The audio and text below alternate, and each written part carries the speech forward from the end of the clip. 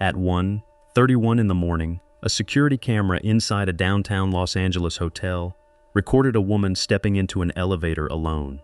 She's wearing a red hoodie. She presses several buttons in quick succession, then steps back into the corner of the elevator like she's trying to disappear into the wall. The doors don't close. She looks out into the hallway. She waves her hands around, slow, deliberate, like she's talking to someone. There's no one else in frame. Eventually she steps out and the footage ends. 2 weeks later, that clip would be watched by millions of people around the world, and not one of them would be able to tell you what they were looking at. This is the story of Elisa Lam, and if you think you already know how it ends, stick around, because the real answer took years to surface, and it isn't the one the internet decided on. Elisa was 21 years old, a student from Vancouver, Canada, traveling down the West Coast alone. She was the kind of traveler who called her parents every single day without fail. Small check-ins, nothing dramatic, just a daughter letting her mom and dad know she was okay. On January 26th, she checked into a large, aging hotel in downtown LA, the kind of building that's seen almost a century of guests come and go, sitting right at the edge of one of the roughest stretches of the city. She wasn't supposed to stay long. A few nights, then up to Santa Cruz. That was the plan. But almost immediately, something felt off. She'd booked a shared, hostel-style room, the kind where strangers split the cost and the space. Within days, the other guests in that room asked to have her moved. Hotel records show she was relocated to a private room on the same floor. The stated reason was vague. Just odd behavior. No further detail given at the time. Nobody thought much of it. People act strange in hostels. People are tired, jet-lagged, having a bad week. It happens. But it didn't stop there. Around the same time, she was reportedly removed from a live taping at a studio in a nearby city, again for behavior staff considered disruptive. And according to later reports, at some point in the hotel lobby, in front of other guests, she said something that stuck with the people who heard it. She said she was crazy. Just said it out loud, like she was testing how it sounded. Nobody called anyone. Nobody flagged it to police. Why would they? People say strange things in a big city, in a strange hotel, in a life they don't know anything about. January 31st.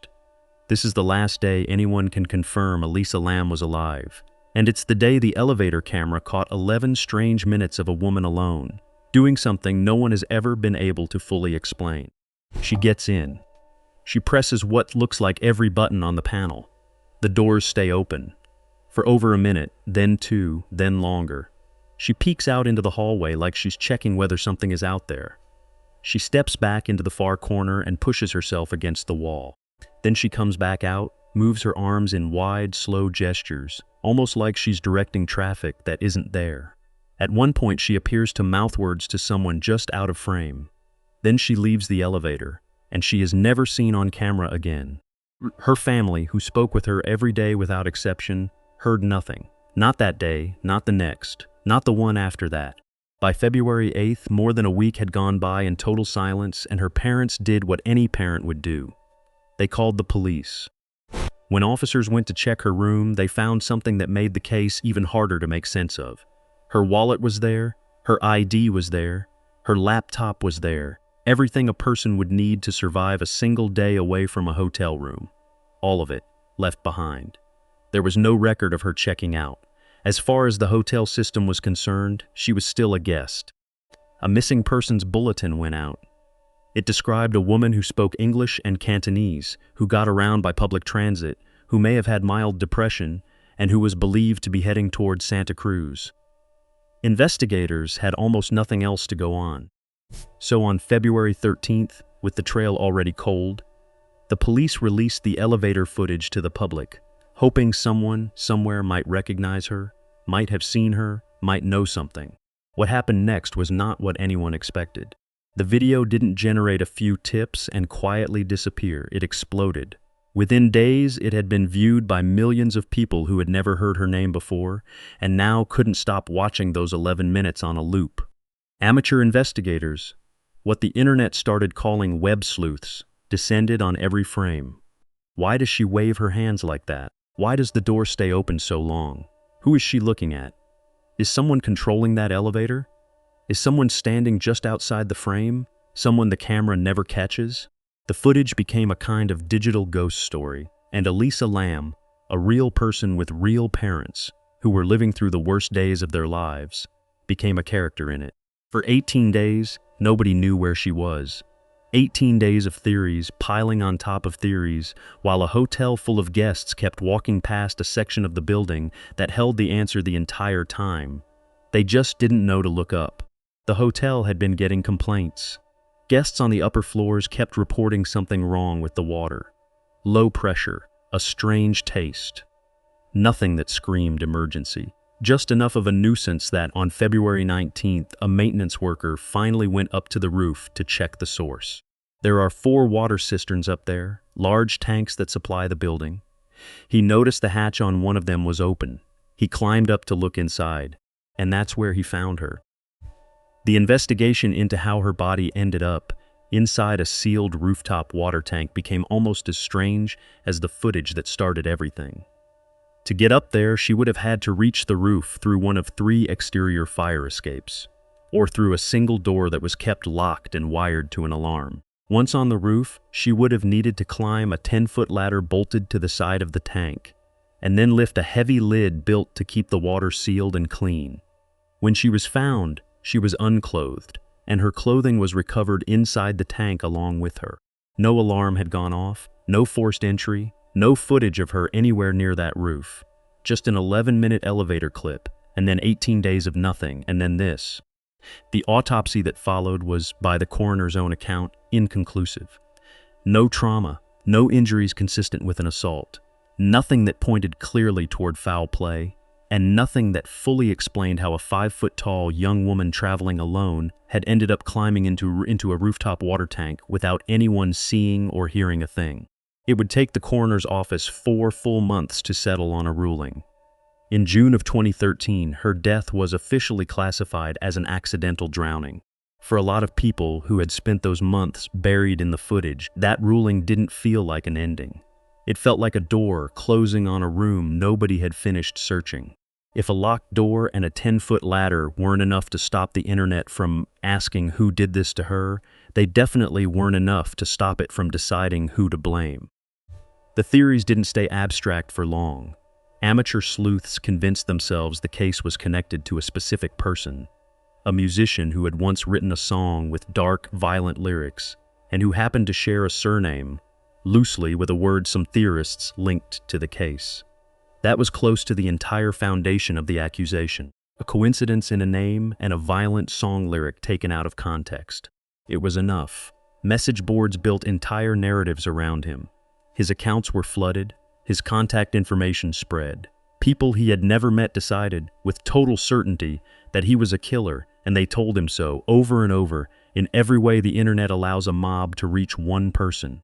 The truth was almost boring by comparison. He had verifiable records placing him in another country entirely during the time in question. He had nothing to do with the case. None of that stopped the harassment from very nearly ending his life.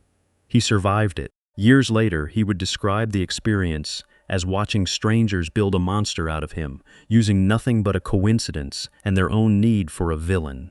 That's the part of this story that doesn't get a tidy resolution. An innocent man was almost destroyed by people who wanted an answer badly enough that they were willing to invent one. So if it wasn't a killer in the shadows, and it wasn't a stalker on the roof, then what actually explains those 11 minutes in the elevator? The answer came from 2 very different directions, years apart, and together they closed the loop almost completely. The first piece came from someone who actually understood the building. A YouTuber who researched the hotel's elevator systems pointed out something almost embarrassingly simple. There's a door hold function on that panel. Press it, even by accident, and the doors will stay open for up to 2 minutes at a stretch. Watch the footage again with that in mind, and the eerie, impossible-seeming pause stops looking like evidence of someone controlling her from outside the frame. It starts looking like a woman who bumped the wrong button while erratic and distressed, and then had to wait, alone, in a box that wouldn't close. The second piece is harder to sit with because it isn't a twist, it's a diagnosis. Detectives eventually learned, through conversations with her family, that she lived with a documented psychiatric condition, bipolar disorder, and that she had a history of episodes when she went without her medication. During those episodes, according to her family, she experienced hallucinations. She would hide, sometimes under furniture, trying to get away from something only she could perceive. She had been hospitalized for this before, more than once. None of that was made public at the time. Not by the family, who were trying to grieve in private while the internet turned their daughter into a puzzle. Not by police, who had the information and chose not to release it to a public that was already spinning out theories faster than investigators could keep up with them. Watch the elevator footage again one more time, with that context sitting in your chest, the pressing of every button, the hiding in the corner, the talking to someone who isn't there, the waving hands like she's trying to warn someone off, or explain something to a person only she can see. It stops looking like a ghost story. It starts looking like a young woman in the middle of a breakdown, completely alone, in a city far from home, in a hotel with a locked stairwell to its roof, and a habit of guests who all thought someone else would notice if something was wrong. Nobody did until it was far too late. Officially, the case is closed. An accidental drowning, following an unmedicated psychiatric episode, in a building that made it strange but not impossible for her to have reached that rooftop tank on her own.